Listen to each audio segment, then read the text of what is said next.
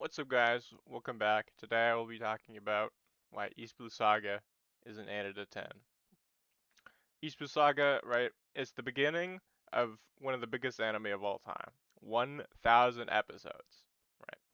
One Piece, it introduces the GOAT, Monkey D. Luffy, right? On episode 1, he's screaming at the top of his lungs that he's going to become the Pirate King, right?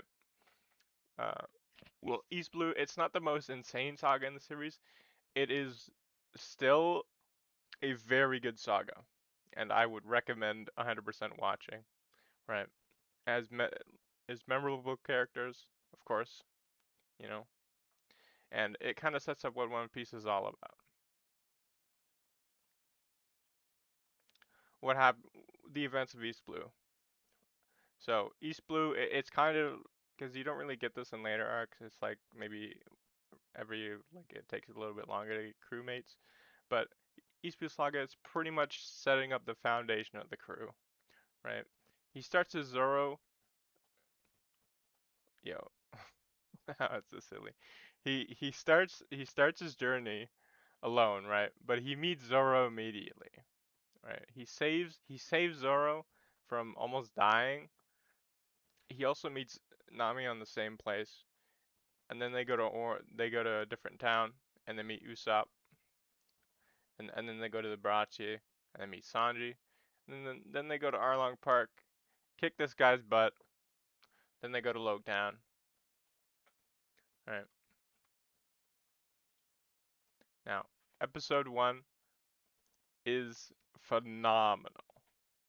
It, like I said before, it instantly tells you who Luffy is. He is screaming at the top of the lungs that he's going to be king of the pirates. He does not care about being normal. He just wants to chase his dream, no matter what. The episode also introduces Shanks and his importance to Luffy, which becomes one of the symbols in the entire story. Arlong Park is where it gets deep. This arc isn't just about pirate fights. It talks about control, suffering, and how people can be trapped by their past. Right? Nami's backstory is very emotional. The first time that I watched this arc, I got goosebumps from this moment in the anime. When all four of them pull up, they are so tough together, right? And then you see all four of them, right, walking. It's it's tough, right? Um, Unlike some other arcs, Usopp actually has some good moments, and it's kind of one of the underrated parts of East Blue. You actually get to see Usopp, the goat. But at first, he seems like a guy who tells ridiculous lies.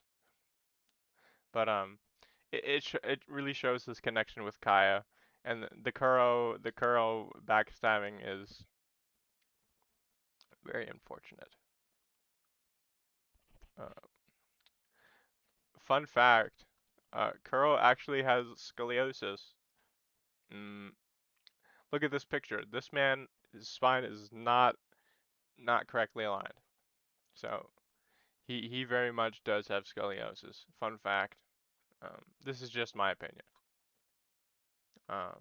Unfortunately, this arc.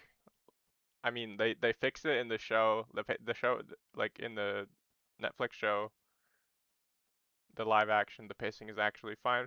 But in the anime, the pacing is the pacing is not good. It takes 10 episodes to get into the story, right? Which is way longer than it usually needs to be because usually a season is 12 episodes. East Blue Saga, it's like one arc is like 10 episodes, like more, which is wild, right? Also the fights, I mean it is kind of a result of being a 30-year-old animation, but the fights are kind of pretty basic, but they're pretty cool, but still a little bit basic. Yeah. So that's my review. Thank you for watching. Please like and subscribe, and I'll see you in the next video.